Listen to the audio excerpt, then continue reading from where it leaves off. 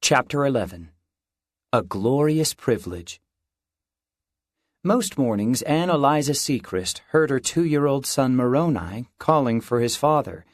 She was days away from giving birth, and until recently her husband, Jacob, could simply attend to the boy himself.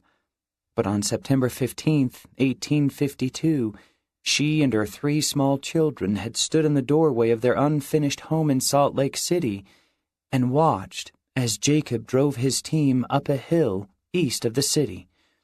At the top of the hill, he had waved his hat back at them, gazed once more at the city, and then disappeared behind the rise. Jacob was among the scores of missionaries called into service at the August 1852 conference. With instructions to leave as soon as possible, he joined a company of 80 elders bound mainly for Great Britain and other European nations. He was one of 4 missionaries sent to Germany, where he was assigned to labor for 3 years.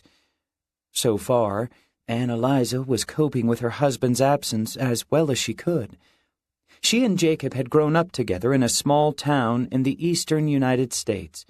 During their courtship, Jacob had worked in another state, and while he was away, they exchanged long, loving letters. They married in 1842, joined the church soon after, and then followed the saints west. Both of them had strong testimonies of the restored gospel, and Anne Eliza did not want to murmur about Jacob's mission call. But time seemed to pass slowly while he was away, and she felt weighed down with grief.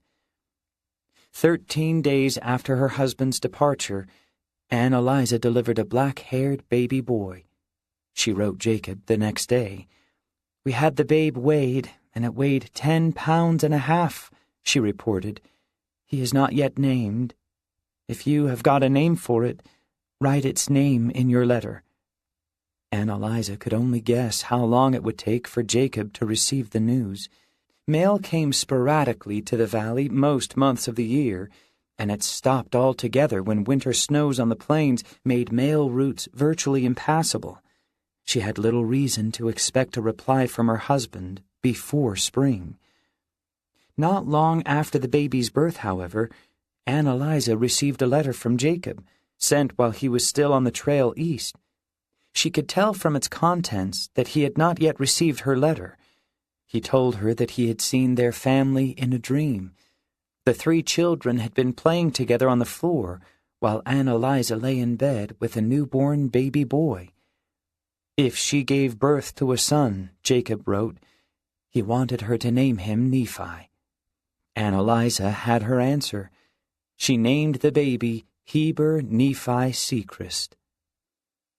In the summer of 1852, 20-year-old Johan Dorius arrived in the Vendsyssel district of northern Denmark. A shoemaker's apprentice from Copenhagen, Johan had set aside his tools to serve a mission in his homeland. He had joined the church with his father Nikolai and younger sister Augusta shortly after the first Latter-day Saint missionaries arrived in Denmark. His older brother Karl had joined the church a little over a year later. The church had grown rapidly in Denmark since Peter Hansen and Erastus Snow opened the mission. Within 2 years of their arrival, they had published the Book of Mormon in Danish, the first non-English edition of the book, and started a monthly newspaper called the Scandinavian Stjerne. Now Denmark was home to more than 500 members, organized into 12 branches. Johan's mother, Ane Sophie, despised the new and unpopular church, however, and she used her husband's membership in it as grounds for divorce. Around the time that Ane Sophie and Nikolai separated, Johan had been called with other new converts to serve local missions, and Augusta left Denmark with the first group of Scandinavian saints to gather to Zion. In Vendsyssel, Johan traveled south to meet with saints in a rural village called Bastholm. They met in the home of a local church member. Johan felt joyful and inspired as he spoke to the congregation. Having already preached in the area, he knew most everyone in the room. Around noon, just before the meeting ended, A mob of farmhands with tools and clubs entered the house and lurked around the doorway.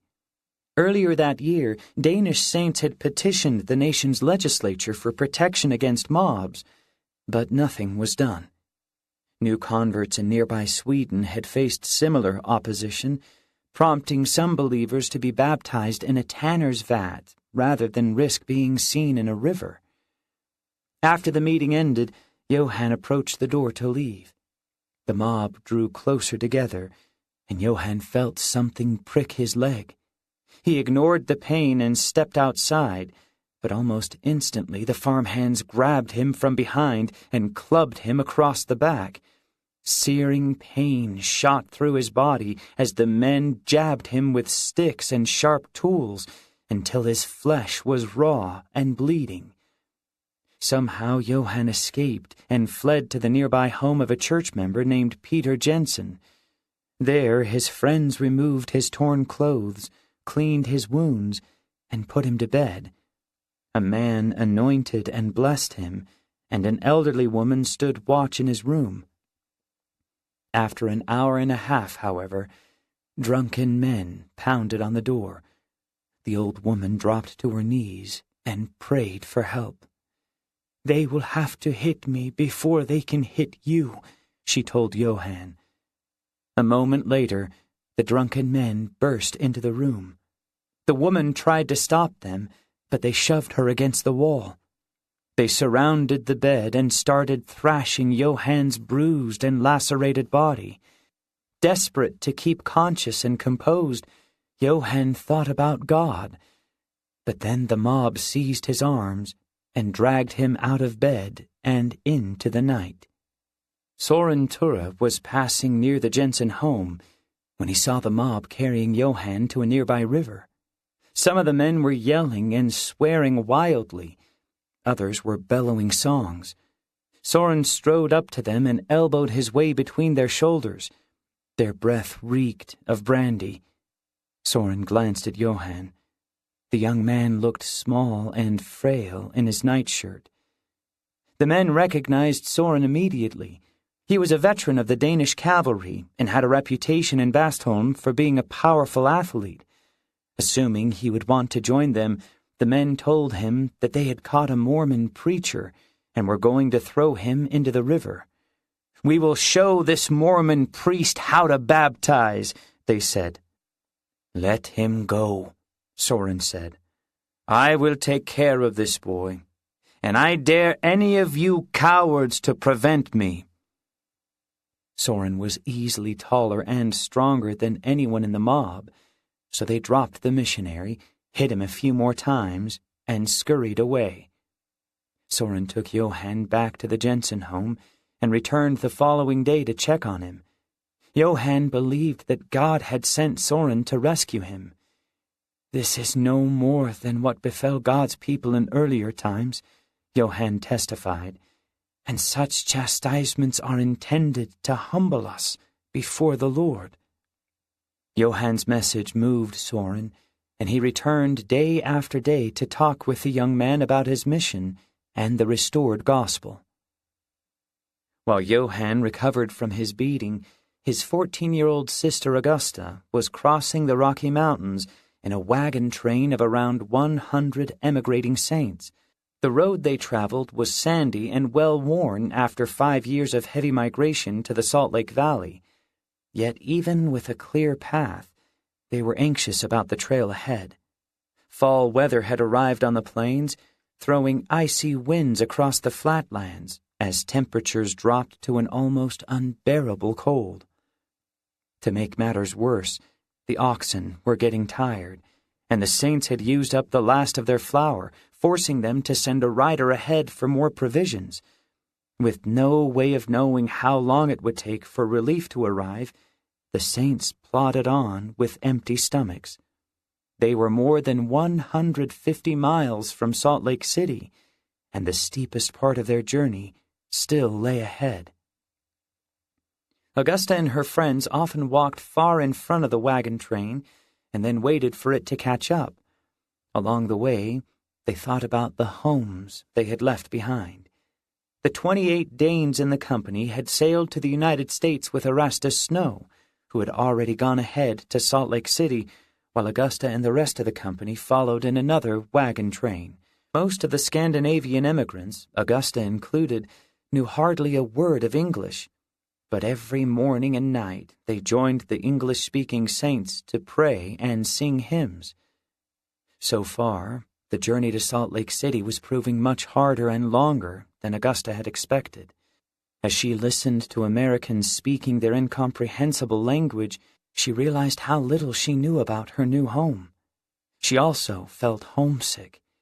In addition to her brothers Carl and Johann, she had 3 younger sisters named Caroline, Rebecca, and Nicolina.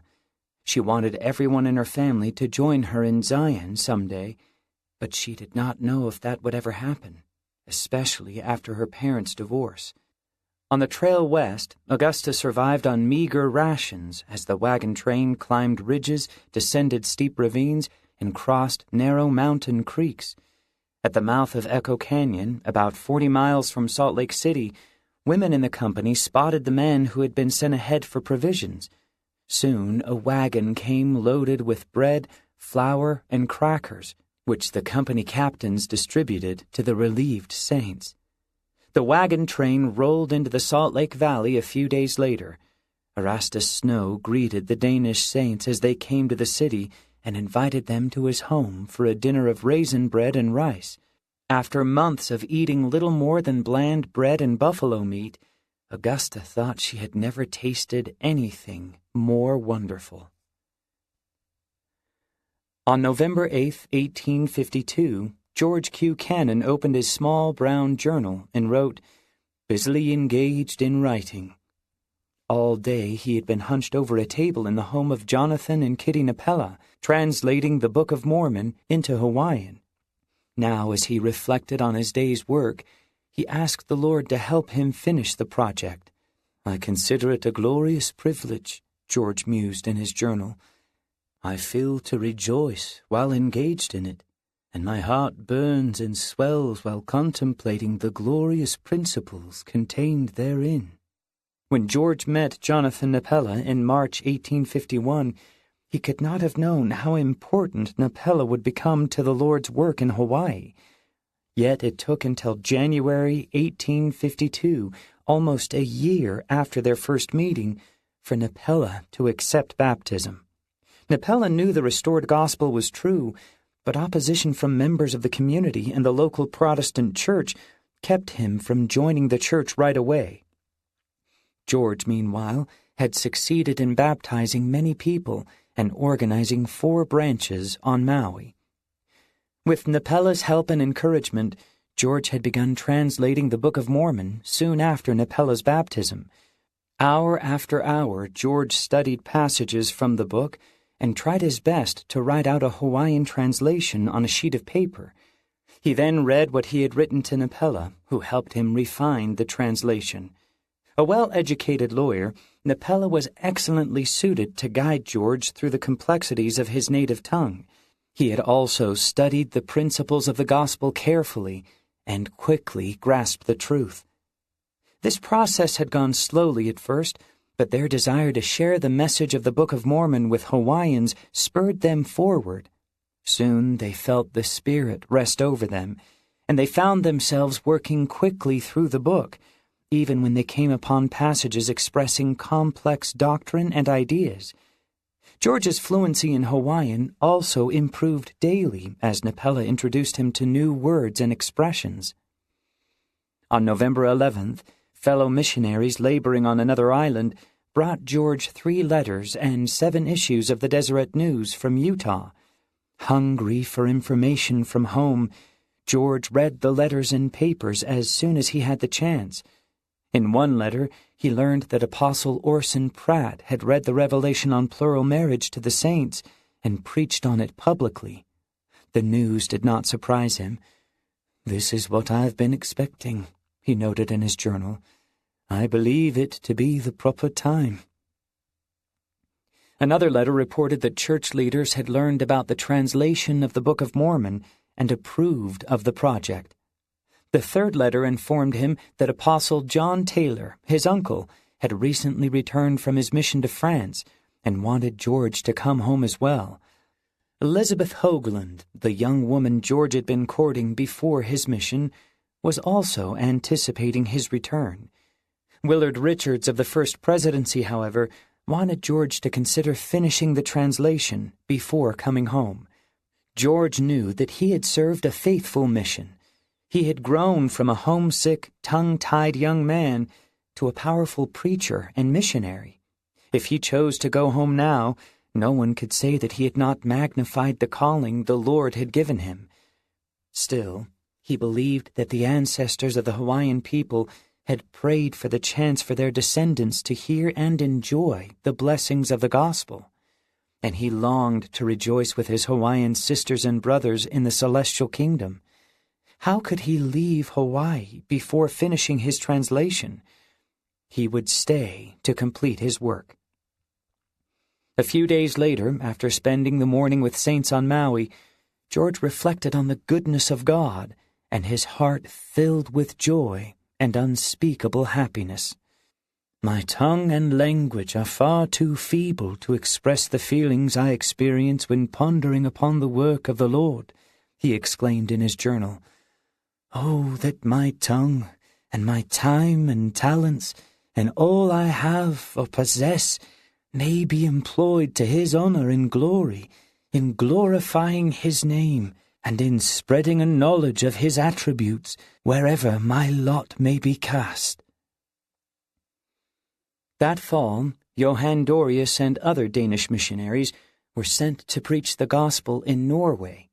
Like Denmark, Norway granted some religious freedom to Christians who did not belong to the state church, but books and newspapers had been warning Norwegians about the dangers of the Latter-day Saints for more than a decade, turning public opinion against the church. One day, Johann and his companion held a meeting in a small house near the city of Fredrikstad. After the congregation sang "The Spirit of God like a fire is burning," Johann spoke of the origins of the church and declared that God had again revealed himself to humankind. When he finished, a young woman demanded that he prove the truth of his words with the Bible. He did so, and she was impressed by what he said. 2 days later, Johann and his companion stopped for the night at an inn outside Fredrikstad. The innkeeper asked who they were, and the young men introduced themselves as Latter-day Saint missionaries. The innkeeper grew wary. County officials had strictly forbidden her to shelter Latter-day Saints. As the missionaries spoke to the innkeeper, a police officer stepped out of a nearby room and demanded to see Johann's passport. "It is in Fredrikstad," Johann explained. "You are under arrest," said the officer, who then turned to Johann's companion and demanded his passport. When the missionary could not produce it, the officer arrested him too and led both men to a room to await interrogation. To their surprise, Johann and his companion found the room full of Norwegian saints, women and men, who had also been arrested. Among them were several Danish missionaries, including one who had been in custody for 2 weeks. Lately, government officials in the area had begun to round up and interrogate missionaries and other church members. Many Norwegians were deeply suspicious of the saints and believed their faith in the Book of Mormon disqualified them from the protections granted under the nation's religious freedom laws. News that church members in the United States practiced plural marriage had also led some Norwegians to see the saints as troublemakers who wanted to corrupt the traditional faith and values of the Norwegian people. By interrogating and imprisoning Latter-day Saints, officials hoped to expose them as non-Christian and stop the spread of the new religion. Johann was soon transported to Fredrikstad and placed in jail with 4 other missionaries, including Christian Larsen, a church leader in Norway. The jailer and his family treated the missionaries civilly, allowing them to pray, read and write, sing and talk about the gospel, but no one was free to leave. After several weeks, the county judge and other officials questioned some of the missionaries. The judge treated the men like criminals, hardly listened to what they said, and refused to let them speak when they tried to explain that their message was in harmony with Christianity and the Bible. "For what purpose have you come to this country?" the officials asked Christian. "To teach the people the true gospel of Jesus Christ," Christian said. "Would you return to Denmark if you were liberated from prison?" "Not till God shall release me through his servants who sent me here." "Will you refrain from preaching and baptizing?" "If you or any of your priests can convince me that our doctrine and faith is not in accordance with the doctrines of Christ," said Christian, "for I desire to obtain salvation and to do the will of God." "We consider it beneath the dignity of our priests to argue with you," said the chief interrogator. "I now forbid you to mislead any more souls by your false doctrines." While Johann and the missionaries waited for their day in court, they shared a cell with Johann Andreas Jensen. A sea captain, Jensen was a deeply religious man who had given his earthly goods to the poor and started preaching and crying repentance in the streets. In his enthusiasm to proclaim God's word, he had tried to share his religious views with King Oscar I of Sweden and Norway, but he had been rejected every time he sought an audience. Frustrated, Jensen had called the king an exalted sinner and had been promptly arrested and imprisoned. Soon the missionaries shared the restored gospel with Jensen. At first, the captain was not interested in the message, but he prayed for them, and they prayed for him. One day, as the missionaries bore testimony to Jensen, everyone in the cell was suddenly filled with joy. Jensen wept intensely, and his face shone. He declared that he knew the restored gospel was true. The missionaries petitioned the court to release Jensen long enough to be baptized, but their request was rejected. Jensen, however, assured the missionaries that he would be baptized as soon as he was released from prison. "This brought us all to humble thanksgiving to God, and truly it was a glorious day for us," Johann recorded in his journal. "We sang and praised God for his goodness."